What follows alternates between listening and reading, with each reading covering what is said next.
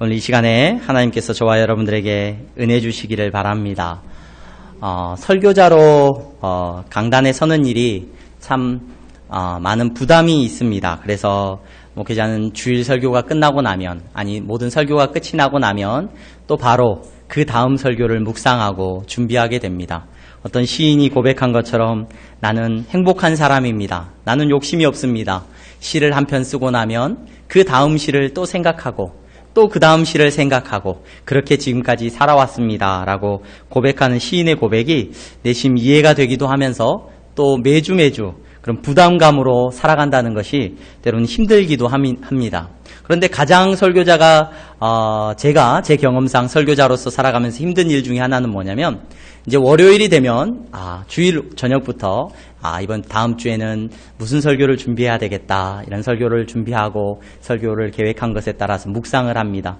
이렇게 일주일 내내 설교를 위해서 책도 보고 말씀도 묵상하고 또 제 나름대로의 설교를 세워나가기 위해서 본문도 보고 여러 방면으로 설교를 묵상합니다. 그래서 이제 금요일이 되면 어느 정도 윤곽이 나오고 토요일이 되면 설교가 마무리가 되어야 됩니다. 그래야 토요일 저녁이 되면 마음 편하게 이제 설교를 묵상하면서 이제 설교를 준비할 수가 있는데, 이번 주 같은 경우에는 설교를 준비하면서 금요일 저녁까지 설교를 이렇게도 썼다가 저렇게도 썼다가 나름 묵상을 쭉 해오다가 금요일날 저녁에 아이들의 찬양을 듣다가 갑자기 설교가 뒤집혀버렸어요. 설교가 금요일 저녁에 이제 완전히 바뀌는 거예요. 주제가 전혀 다르게 이제 저에게 질문이 되어진 거예요. 그리고 나니까 금요일 저녁은 급합니다. 이제 마음이. 금요 철야가 끝나고 나서 저녁부터 마음이 밤중부터 급해졌습니다. 토요일 날 가야 되는데 또 토요일 날 또 왜 그렇게 바쁜 날은 또 마음이 급한 날은 일이 많은지요. 또 교회 저희 이사해야 되는 그 문제로 또 이사하는 교회를 또 아침, 점심, 저녁 3번이나 또 왔다 갔다 했습니다. 그리고 나서 저녁이 되니까 집에 들어갈 수가 없더라고요. 설교를 준비하다가 밤 12시가 다 돼서 들어갔는데 그때까지도 마무리가 안 됐어요. 그래서 근심하고 있다가 샤워를 하고 나와서 거실에 혼자서 이제 엎드려 있다가 그때 설교가 마무리가 되었습니다. 제가 왜 이 말씀을, 제 구차한 변명 같은 말씀을 왜 드리느냐? 저를 이렇게 어렵게 만든, 왜 이렇게 설교를 준비하는데 어렵게 만든 문제가 하나 있었는데, 그 문제가 뭐냐면 금요일 저녁마다 제가 기도회를 하면서 저희가 말씀을 나눠요. 사도행전 말씀을 묵상을 하고 나누는데, 금요일마다 사도행전 말씀을 묵상하면서 제가 꼭 한 번씩 확인하는 게 있습니다. 뭐라고 확인을 하는지 금요 기도에 나오시는 분들은 알 거예요. 무슨 질문을 하죠, 제가? 사도행전의 주인공은 누구입니까? 질문을 합니다. 그리고 그 답은 뭐예요? 사도행전의 주인공은 여러분 베드로도 아니고 또 바울도 아니고 바나바도 아니고 다른 제자들도 아니고 사도행전의 주인공은 성령님이십니다. 라고 계속해서 제가 매주 말씀을 드립니다. 여러분 금요일 저녁에 제가 설교를 준비하면서 오늘 읽은 본문을 읽고 준비하고 묵상하는 가운데 그 질문이 저에게 갑자기 훅 들어왔습니다. 설교를 준비했습니다. 갈렙에 대한 이야기를 묵상했습니다. 갈렙에 대한 이야기를 묵상하고 또 묵상했습니다. 여러분, 그런데 이 본문의 주인공이 누구냐? 이 본문은 여호수아서에 기록되어 있어요. 여호수아를 중심으로 해서 일어나는 사건이 기록되어 있습니다. 또 이 오늘 우리가 읽은 본문의 앞부분 14장은 어떤 이야기가 나오냐면 유다 지파가 여호수아에게 나와서 자기들이 기업으로 받게 될 땅에 대한 이야기를 하기 시작합니다. 또 특별히 그 가운데 이 유다 지파 가운데 갈렙이라고 하는 탁월한 인물이, 지도자가 오늘 여호수아에게 강력하게 자기가 얻게 될 땅에 대한 요구를 하는 장면이 기록되어 있어요. 여러분, 오늘 우리가 읽은 본문 가운데 주인공이 누굽니까? 오늘 이 이야기는 누구의 관점에서 우리가 바라볼 수 있습니까? 누가 이 본문의 주인공이에요? 여호수아입니까? 아니면 유다 지파입니까? 아니면 갈렙입니까? 여러분 혹시 교회 다니시면서 큐티를 해본 적이 있으신지 모르겠습니다. 큐티라고 우리가 성경을 말씀을 매일매일 묵상하는 훈련을 해보신 기억이 있을 겁니다. 이 우리나라에 큐티 책들이 많이 있는데, 큐티를 돕기 위한 책들이 있는데, 그 여러 큐티 책들 가운데 성서 유니온에서 나온 매일 성경이라는 큐티 책이 있습니다. 그 큐티 책이 베스트셀러죠. 큐티 책 안에서는 굉장히 독보적인 위치를 가지고 있는 큐티책입니다. 그래서 그 매일 성경은 제 어렸을 때 기억에 아버님 서재에도 꽂혀 있었던 것 같아요. 그래서 아주 어린 시절 제가 초등학교 때 아버님 서재에 가면 그 매일 성경이 꽂혀 있어서 그걸 꺼내서 보았던 기억도 납니다. 여러분, 그 매일 성경을 많은 목회자들도 굉장히 선호하고 많은 성도들이 권면하고 있습니다. 그 큐티책을 통하여서 큐티하도록 권해지고 있습니다. 우리 중고등부 학생들은 보니까 이 매일 성경을 가지고 카톡방에서 매일 선생님들이 묵상해서 그 묵상한 내용을 올려서 이렇게 큐티를 하고 있는 모습을 제가 보았습니다. 여러분, 왜 그 큐티책, 매일 성경에서 나오는 큐티책을 목사님들이 선호하고 그것을 건강한 큐티책이라고 이야기하느냐? 오늘날에는 그 큐티책의 구성이 많이 바뀌긴 했습니다만은 옛날에 그 매일 성경이 초창기에 나왔을 때 그 매일 성경의 본문을 딱 책을 열어보면 뭐가 있느냐? 다른 건 없고 성경 말씀이 딱 기록되어 있고 밑에 조그맣게 질문이 하나 나와 있어요. 다른 복잡한 질문이 아니라 어떤 질문이 나타나 있냐면은 본문에 나타난 하나님은 어떤 분이십니까? 창세기를 볼 때도 어떤 본문, 족보가 나와도 본문에 나타난 하나님은 어떤 분이십니까? 역사서가 기록되어 있어도 본문에 나타난 하나님은 어떤 분이십니까? 다윗의 이야기를 볼 때도 본문에 나타난 하나님은 어떤 분이십니까? 선지자들의 이야기가 나와도 본문에 나타나는 하나님은 어떤 분이십니까? 여러분, 신약에 넘어와서 요한계시록 어디를 살펴보아도 그 본문을 묵상하고 접근하는 질문은 뭐냐면 딱 한 가지예요. 본문에 나타나는 하나님은 어떤 분이십니까? 왜 그렇습니까? 왜 이 질문을 그 큐티책에서는 던지고 있는 겁니까? 제가 왜 이 말씀을 드리느냐? 오늘 우리가 읽은 본문을 묵상할 때 저에게 질문이 훅 들어왔다 그랬어요. 이 본문의 주인공은 누군데? 이렇게 물어보는 질문이에요. 여러분, 오늘 우리가 읽은 본문의 주인공이 누구셔요? 하나님이십니다. 오늘 우리가 읽은 본문의 주인공은 여호수아도 아니고요. 유다 지파도 아니고 갈렙도 아닙니다. 물론 등장인물은 다양할 수 있습니다. 성경 속의 등장인물은 여러 명일 수 있습니다. 하지만 성경을 이끌고 가시는, 성경을 통해서 우리에게 말씀하시는 분은 누구냐? 주인공이 누구냐? 라고 묻는다면 우리는 주저함없이 대답할 수 있습니다. 성경의 주인공은 여호와 하나님이십니다. 여러분, 이 대답이 저와 여러분들에게 분명히 확인되어져야 될 줄로 믿습니다. 왜냐? 그렇게 질문되어져야 여러분, 설교자든 설교를 듣는 사람이든 엉뚱한 결론에 도달하지 않을 수가 있어요. 분명하게 본문이 무엇을 이야기하고 있는지를 우리가 정확하게 이해를 해야 엉뚱한 결론을 내리고 그 결론을 붙잡고 은혜 받았다라고 함부로 말하지 않을 수 있다는 겁니다. 여러분, 오늘 우리가 읽은 본문에 제가 하나님이 주인공이십니다. 여러분, 갈렙도 주인공이 아니고 유다 지파도 주인공이 아닙니다. 라고 말씀을 드렸어요. 그러면 오늘 우리가 읽은 본문을 어떻게 이해를 해야 되느냐? 본문의 내용을 요약한다면 오늘 갈렙이 여호수아에게 나아가서 유다 지파와 함께 땅을 요구했고 갈렙으로 인하여서 유다 지파가 땅을 차지하게 되었습니다. 라고 요약할 수 있지 않습니다. 오늘 본문은 어떻게 요약되어야 되느냐?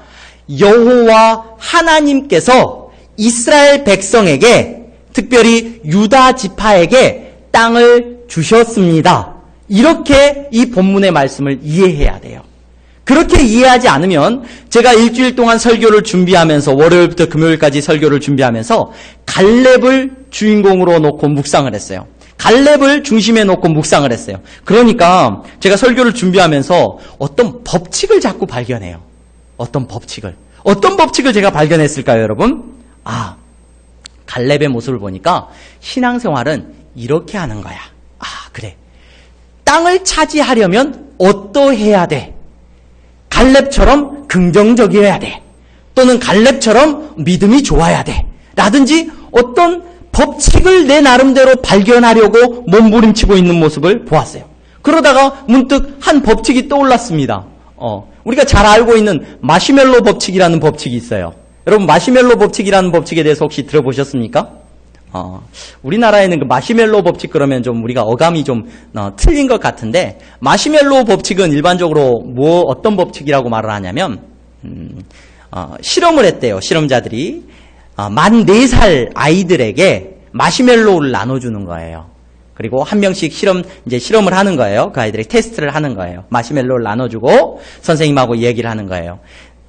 마시멜로우 그러니까 우리한테 느낌이 잘 안 오는데 우리나라 아이들은 마시멜로우를 별로 안 좋아하잖아요. 안 먹어봤잖아요. 사탕이라고 하는 게 좋을 것 같습니다. 달달한 사탕. 내가 너무 좋아하는 사탕이 있어요. 그 사탕을 다 앞에 놓고 이 4살짜리 아이들에게 실험을 한 겁니다. 이 사탕을 지금 먹지 마. 지금 먹지 말고 15분 뒤에 선생님이 나갔다가 다시 돌아올 건데 그때까지 네가 이 사탕을 안 먹으면 내가 갔다 와서 2개 줄게. 이렇게 말을 했다는 거예요. 그래서 이걸 실험을 했더니 여러분 많은 아이들이 사탕을 안 먹고 기다렸을까요? 낼름 먹었을까요? 네. 이 자리에 앉으신 분들은 다 안 먹었을 것 같아요. 네. 근데 저 같은 사람은 낼름 먹는단 말이에요. 사탕을 낼름 먹었어요. 대부분의 아이들이 사탕을 낼름 먹었어요. 15분 못 기다리고. 그래서 실험자들이 그렇게 실험을 했는데 어떤 아이들은 여러분들처럼 말을 잘 듣는 아이들은 15분 동안 안 먹는 거예요. 막 참는 거예요. 딴 데를 보고 막 혼자서 막 참고 또 참아가지고 15분을 견딘 거예요. 그랬더니 15분을 견디고 났더니 선생님이 들어와서 그 아이에게 사탕을 진짜로 2개를 주신 거예요. 제가 설교를 준비하면서 갈렙을 묵상하는데 이 법칙이 생각이 나요. 와, 맞아. 갈렙은 어쩌면 이런 마시멜로우 법칙이 적용되는 사람이 아닐까? 그래서 묵상을 했어요. 마시멜로우 법칙은 묵상을 했어요. 그런데 마시멜로우 법칙에 대해서 자료를 찾다 보니까 반론을 쓴 글들이 많이 있더라고요. 그러면서 새로운 사실을 또 알게 됐습니다. 마시멜로우 법칙은 틀렸다. 왜 틀렸냐? 우리 집사람 같은 경우에는 적용이 안 된다는 거예요. 왜냐하면 우리 집사람은 4남매의 막내예요. 집에서 사탕이 있어요. 그거 하나 안 먹고 참았다가 내일 먹어야지 아껴두면 어떻게 돼요? 네, 이미 경험해 보신 거 같으네요. 집에서 4남매, 6남매, 7남매 이런 데서 자란 데는 사탕 아껴뒀다가 먹으면 뭐 돼요? 남 좋은 일만 시켜.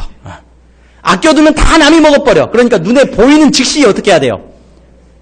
그런 아이들에게 요거 15분 뒤에 먹어라 그러면 먹는 게 잘하는 거예요? 아니면 참고 기다렸다 먹는 게 잘하는 거예요?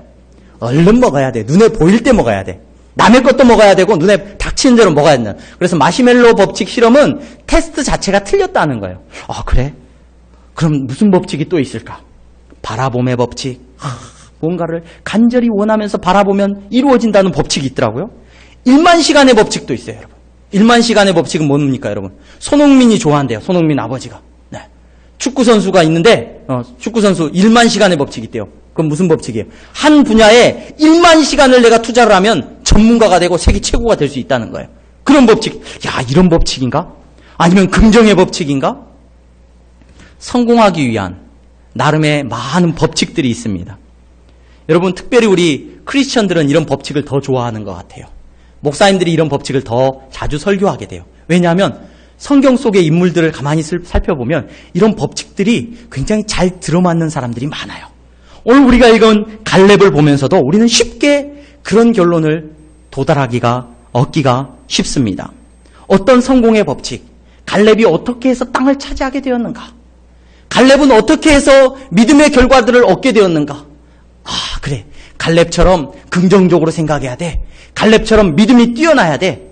여러분, 갈렙을 바라보면서도 갈렙을 주인공으로 두고 묵상을 하면은 우리는 어떤 결론에 도달하게 돼요? 갈렙이라는 사람이 누구인지, 그리고 그 갈렙으로부터서 어떤 나름의 성공의 법칙을 얻게 된다는 거예요. 여러분, 갈렙을 한번 가만히 묵상해 보시기 바랍니다. 갈렙을 묵상할 때 어떤 여러분들의 마음 가운데 이해가 있으십니까?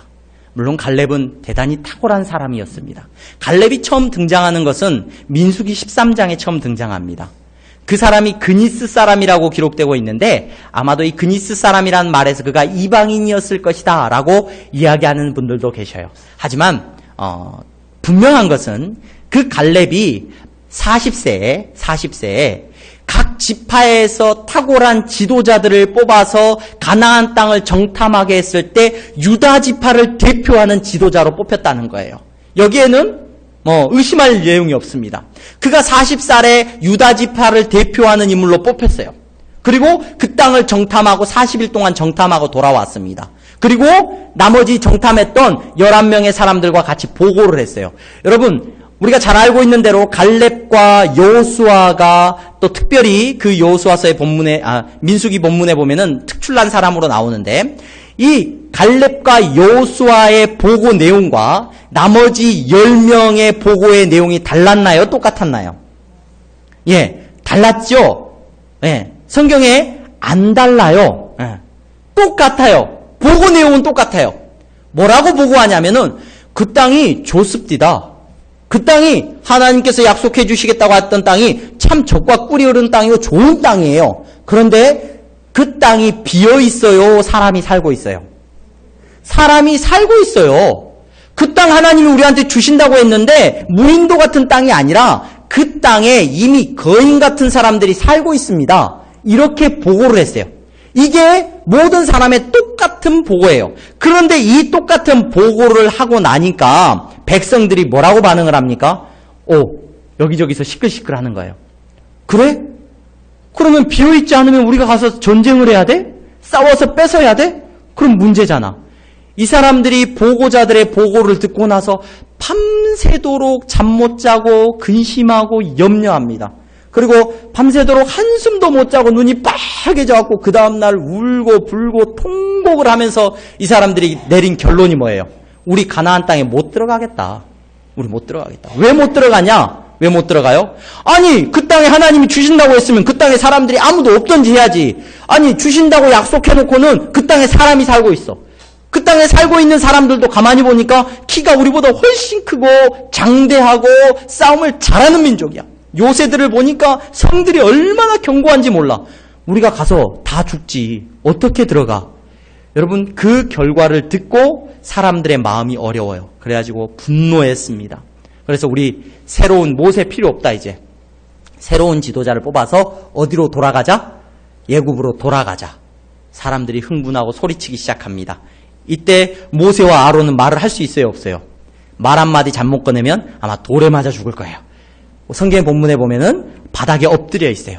그때 누가 말을 했느냐? 갈렙이 여호수아와 함께 나서서 말을 합니다. 뭐라고 말을 하냐면 그냥 안 들어주니까 옷을 찢으면서 사람들 앞에서 말을 합니다. 여러분 그 땅이 좋은 땅이고 분명히 하나님이 약속해 주신 땅 맞습니다. 그리고 더 나아가서 그 땅에 사람들이 살고 있는 것도 맞습니다. 하지만 여러분 우리가 그 땅을 차지할 수 있습니다. 우리 그 땅으로 갑시다. 바라기는 다만 여러분 하나님을 거역하지 마시기 바랍니다. 민수기 13장에 기록되어 있어요. 뭐라고 말을 했다고요? 하나님을 거역하지 마시기 바랍니다. 가나안 땅에 안 들어가겠다라고 말을 하는 것, 이것은 자기들이 결론 내리고 자기들이 이해하고 자기들이 판단해서 내린 나름의 최선의 선택인데 그 선택은 결과적으로 하나님을 거역하는 일이라는 거예요. 하나님을 거역하는 일. 오늘 우리가 지금 여호수아 14장 말씀을 읽었습니다. 45년의 시간이 흐른 뒤에 지금 갈렙이 그때의 일을 돌이켜보면서 뭐라고 말을 하고 있는지 저와 여러분들이 주목해서 볼 수 있기를 바랍니다. 뭐라고 말을 하냐면 14장 8절 말씀입니다. 나와 함께 올라갔던 내 형제들은 백성의 간담을 높게 하였으나 나는 내 하나님 여호와께 충성하였으므로. 뭐라고 말을 해요? 나는 누구에게 충성했다고요? 여호와 하나님에게 충성했어요. 자, 여러분 갈렙의 스토리를 쭉 보면서 야, 갈렙 대단하다. 갈렙이 탁월하다. 물론 이렇게 이해할 수 있습니다. 갈렙은 정말 매력적인 사람이에요. 그런데 여러분 갈렙이 지금 계속해서 이해하고 있는 것. 여러분 저만 믿고 따라오십시오. 저만 믿고 따라오면 저 가나안 땅에 들어갈 수 있습니다. 자, 나를 믿으십시오. 갑시다. 이렇게 말하지 않아요. 왜냐? 갈렙은 자기가 주인공이 아니에요. 갈렙은 지금 계속 이스라엘 백성들에게 말하고 있어요. 뭘 말하고 있냐면 여러분 하나님을 거역하지 마세요. 지금까지 누가 우리를 이끌고 왔느냐? 여호와 하나님이 우리를 이끌고 왔어요. 저 땅에 들어가라고 말씀하시는 분도 누구냐? 여호와 하나님이 말씀하고 있어요. 그러니까 여러분 하나님을 거역하지 마세요. 그때 그렇게 말을 했고 45년이 지난 지금에 와서 지금 헤브론을 바라보고 있어요. 헤브론은 여러분 우리가 잘 알고 있는 대로 이스라엘의 헤브론이라고 하는 도시는 다윗이 맨 처음 도시가 아니라 성읍을 삼을 때 수도를 삼을 때, 왕이 되고 성읍을 삼을 때 가장 먼저 성읍으로 삼았던 도시가 헤브론이에요. 왜 헤브론을 세웠을까요? 헤브론은 역사적으로나 지리적으로 보면 요새 중에 요새예요. 아주 탁월한 요새예요. 여러분, 그 요새 안에 우리가 살고 있다고 한다면 굉장히 든든하겠지만 역으로 그 요새를 점령해야 한다고 한다면 어려운 곳입니까? 쉬운 곳입니까? 어려운 곳이에요. 여러분, 지금 그 땅을 점령했다라고 말을 하지만 실제로 우리가 새벽마다 지금 민수기 말씀을 계속 묵상하고 있는데, 민수기 말씀을 묵상하다 보니까 하나 알게 된 사실은 뭐냐면, 이스라엘 백성들이 요단강을 건너서 그 땅을 점령해요. 여리고성도 무너뜨리고 아이성도 무너뜨려요.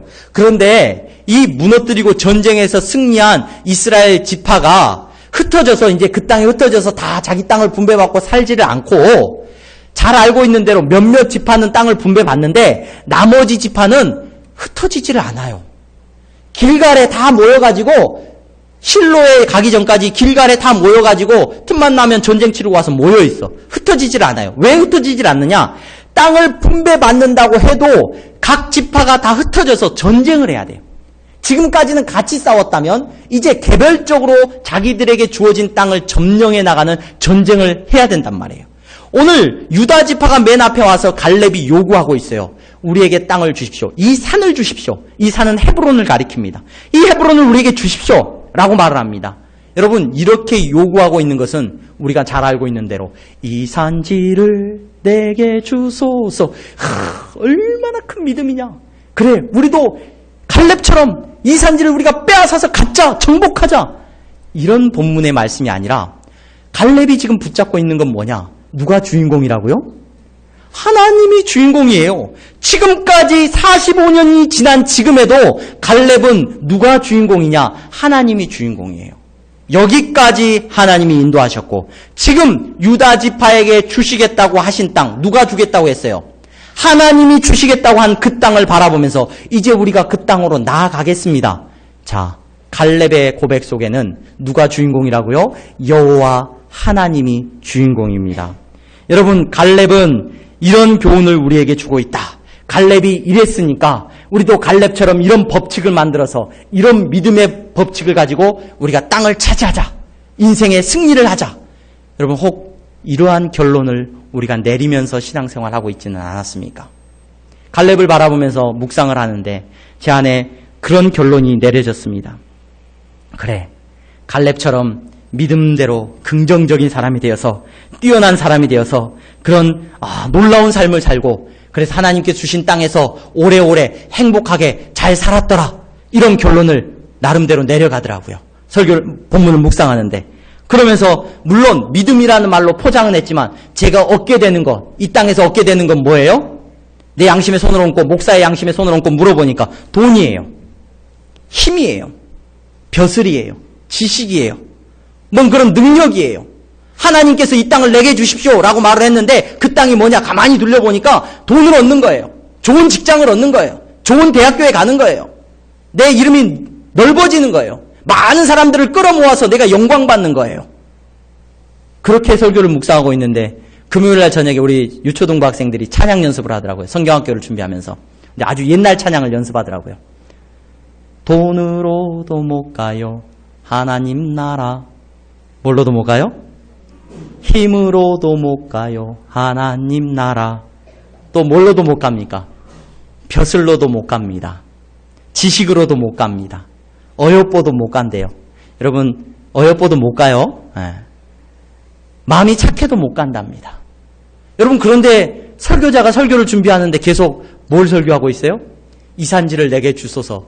성공의 법칙을 바라보는데 돈을 얻는 방법, 힘을 얻는 방법, 지식을 얻는 방법, 이 세상에서 능력을 얻는 방법, 그런 결론을 내리고 있어요.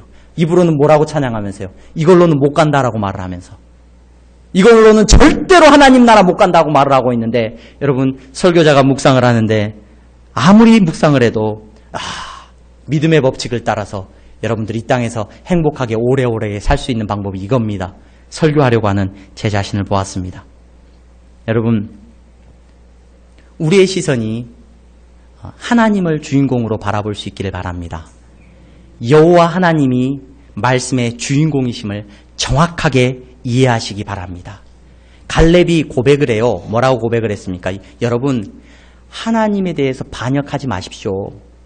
그리고 뭐라고 고백을 하냐면 나는 하나님께 충성했습니다. 야, 우리가 다 교회 나와서 하나님 앞에 예배드린 사람인데 하나님한테 우리가 언제 반역을 했어요? 하나님 앞에서 우리가 충성하지 않은 사람이 어디 있어요? 맞죠? 다 그렇습니다.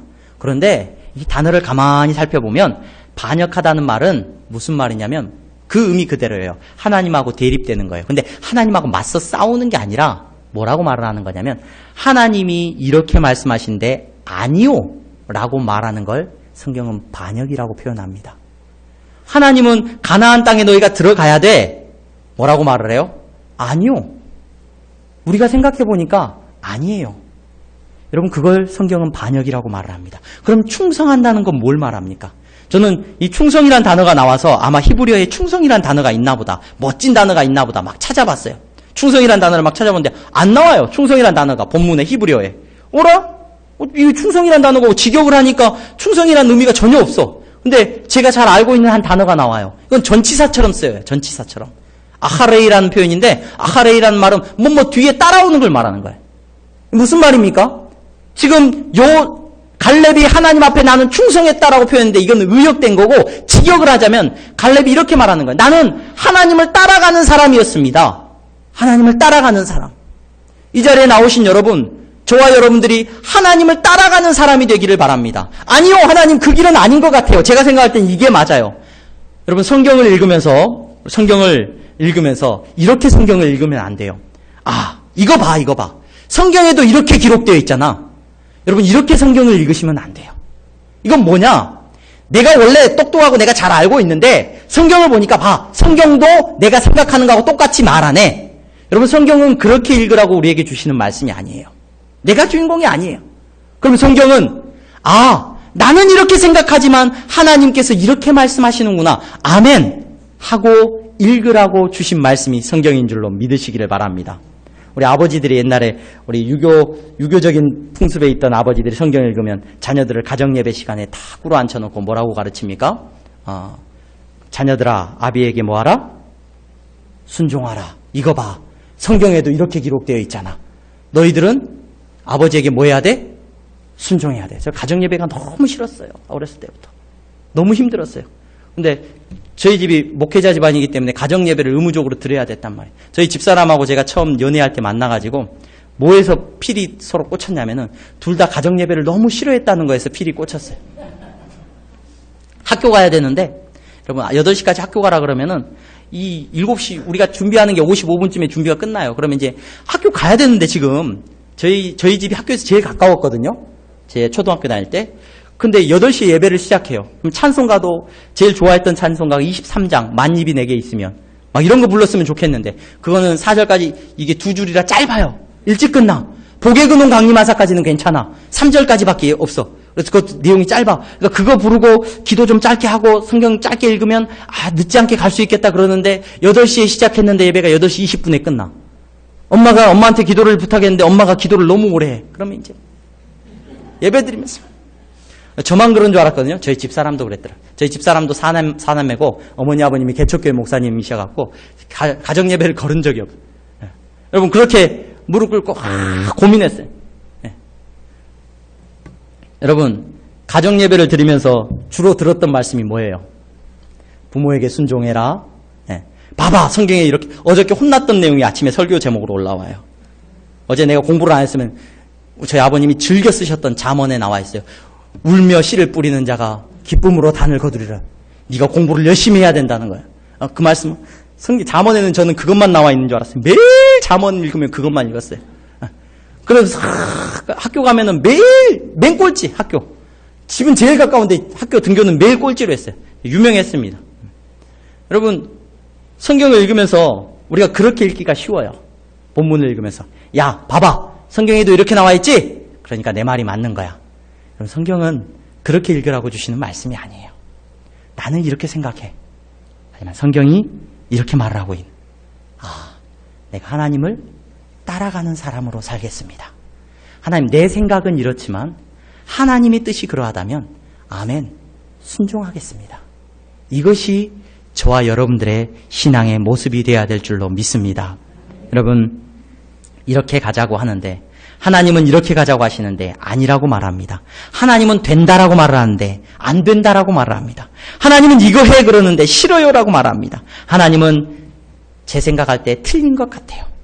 여러분, 이것이 오늘 우리의 신앙의 모습이 되어서는 안 될 줄로 압니다. 1만 시간의 법칙이 있습니다. 내가 1만 시간 투자하면 성공한다는 거예요. 거기 하나님은 있어요, 없어요? 하나님은 없어요. 내가 주일날도 일해야 돼요. 1만 시간의 법칙, 내가 열심히 공부해야 돼요. 그래 성공해야 돼요. 하나님은 거기 없어요. 마시멜로 법칙이 있어요. 여러분, 내가 참고 인내하면 성공한다는 거예요. 거기 하나님은 없어요. 바라봄의 법칙이 있어요. 내가 간절히 원하면 뭔가를 얻을 수 있다는 거예요. 거기에 하나님은 없어요. 믿음의 법칙, 내가 잘 믿으면 성공할 수 있다는 거예요. 내가 잘 믿으면 복 받는다는 거예요. 거기 하나님은 없어요. 여러분, 하나님은 그런 법칙에 따르니까 하나님은 틀렸다는 거예요. 저와 여러분들의 신앙생활은 그런 신앙생활이 아닌 줄로 믿습니다. 저와 여러분들은 오늘의 본문의 말씀을 통해서 순종하시기 바랍니다. 갈렙이 순종했던 것처럼 저와 여러분들도 순종하는 삶을 살아갈 수 있는 저와 여러분들이 되기를 바랍니다. 성공하기 위해서 어떤 법칙을 여러분 발견하려고 하지 마십시오. 우리가 해야 될 하나의 법칙이 있다고 한다면, 우리가 정말 생각해야 되는 하나의 법칙을 따른다고 한다면 그 법칙은 다른 게 아니라 그냥 하나님 따라가는 거예요. 하나님이 말씀하시면 따라가는 거예요. 그 말씀대로 순종하는 거예요. 말씀을 읽었더니 내 의지와는 상관이 없어요. 아내를 사랑하라고 말을 하고 있어요. 아내들이여 순종하라는 말씀보다도 아내를 사랑하는 하나님께서 말씀하셨어요. 어떻게 사랑하라? 아내를? 어떻게? 예수님이 교회를 사랑하신 것처럼 너희도 사랑하라고. 어느 정도 사랑해야 하는지 여러분 아시겠죠? 아내를 어느 정도로 사랑해야 돼요? 죽을 만큼 사랑해야 돼. 죽을 만큼. 아니, 내가 십자가를 지는 만큼 사랑하는 것이 성경이 가르치는 거예요. 그러면 아멘 해야 돼. 자녀를 노엽게 하지 말라. 여러분, 그 말 앞에서 아멘. 여러분, 순종할 수 있어야 돼요. 다른 말씀을 적용하기 전에, 내가 주인공 되기 전에 여러분, 하나님이 말씀하신 말씀 앞에서 여러분 순종할 수 있는 저와 여러분들이 될 수 있기를 주님의 이름으로 간절히 축원합니다. 여러분, 어떤 말씀을 저와 여러분들에게 주셨습니까? 지금 갈렙이 하나님 앞에서 이 산지를 내게 주십시오라고 요구하고 있는 이 요구는, 하나님, 내가 뭔가를 잃어보겠습니다. 하나님, 내가 땅을 차지해 보겠습니다. 이런 기도가 아니에요. 저는 이 본문을 읽으면서 갈렙이 이 산지를 내게 주소서라고 기도하고 있는 이 본문을 읽으면서 예수님의 기도가 생각이 났습니다. 예수님이 기도하셨습니다. 뭐라고 기도하셨느냐? 하나님, 하나님의 나라가 이 땅 가운데 이루어지기를 원합니다. 아버지, 내 뜻대로 마시고 아버지의 뜻대로 행하시옵소서. 기도했던 예수님의 기도가 바로 이 갈렙의 요구와 맞닿아 있다는 것을 묵상하게 됩니다. 이 자리에 나오신 여러분, 오늘도 예수님 따라가는 저와 여러분 되실 줄로 믿습니다. 하나님 따라가는 저와 여러분 되시기를 바랍니다. 내가 주인공 되지 마시고 하나님께서 가라고 하시면 걸어가는 저와 여러분들의 인생이 되기를 바랍니다.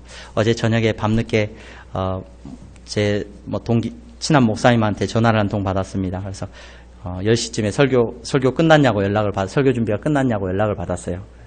아직 안 끝났다고, 고민 중에 있다고 그랬더니 무슨 본문을 설교하냐고 저한테 물어보더라고요.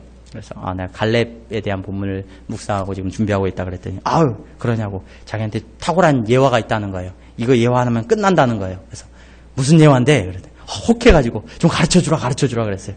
한마디 딱 하더라고요. 갈렙 딱 이 마디면 끝나. 뭔데? 갈래 안 갈래? 여러분, 하나님께서 말씀하시면 저는 그 말이 안 떠나요. 탁월한 예화 같아요. 갈렙이 하나님 앞에서 갈래 안 갈래 요구했다면 저와 여러분들 아멘하고 순종할 수 있기를 바랍니다. 그 길이 내 뜻하고는 달라도 내가 염려가 돼도 여러분 걸어갈 수 있는 저와 여러분들이 될 수 있기를 주님의 이름으로 축원합니다.